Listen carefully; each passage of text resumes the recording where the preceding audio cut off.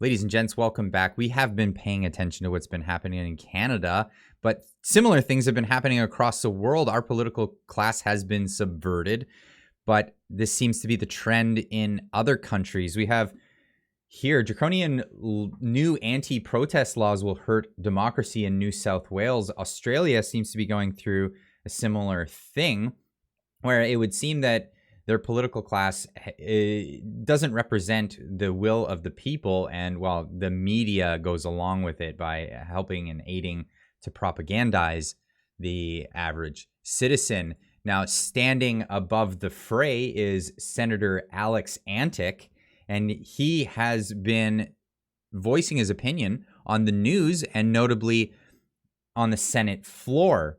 To what would seem like empty room, but usually is because of COVID lockdown issues where the senators are too afraid to even come in and sit in when other senators are speaking. But he's been speaking out against a lot of the COVID measures and a lot of local issues to Australia. But one in particular, when he talked about the World Economic Forum, sparked my interest, and I thought I just needed to share this. Founded in 1971 by Klaus Schwab, the World Economic Forum is steeped in authoritarianism and Marxist ideology. It's an ideology which is creeping into governments across the world. To quote Schwab himself when speaking about the Canadian Parliament, "We penetrate the cabinets. I know that half this cabinet, even more than half, are actually young global leaders of the World Economic Forum. It's true in Argentina, it's true in France, now with the president who is a young global leader," end quote. The World Economic Forum promotes globalist issues such as climate change, so-called systemic racism and sexism, and creating an online digital identity. However, closer inspection reveals the World Economic Forum is an anti-capitalist, anti-free market organisation that seeks to subvert Western values and political processes, and they are very organised and very well funded.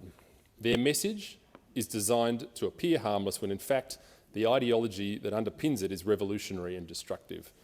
They train aspirational leaders in their ideology and help them make connections in spheres including politics, business and the arts.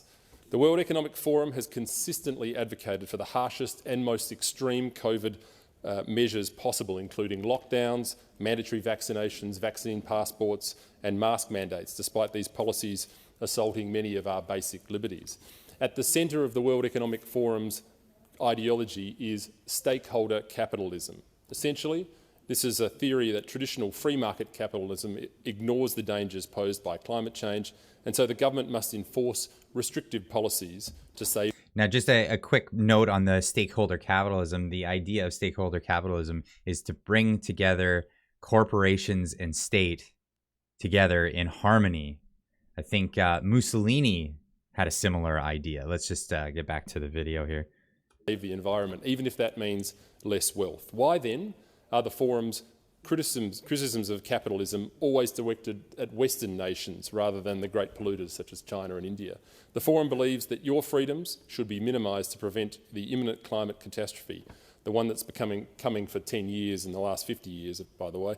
The central theme of the World Economic Forum's material is what they call the Great Reset, which is Klaus Schwab's term for the opportunity the pandemic has presented to reimagine and reinvent the economic policies of the West.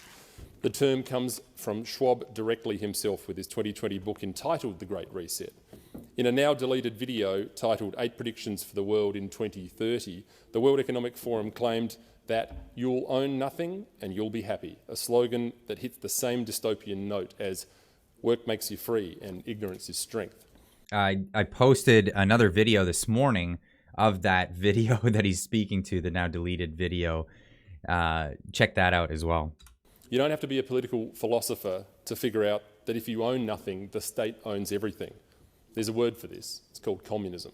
The World Economic Forum and its affiliates shamelessly promote the abolition of private property, a central facet of Karl Marx's demented utopian ideology which led to the deaths of tens of millions of people worldwide in the 20th century. To quote Margaret Thatcher, quote, "Communism never sleeps, never changes its objectives, and nor should we."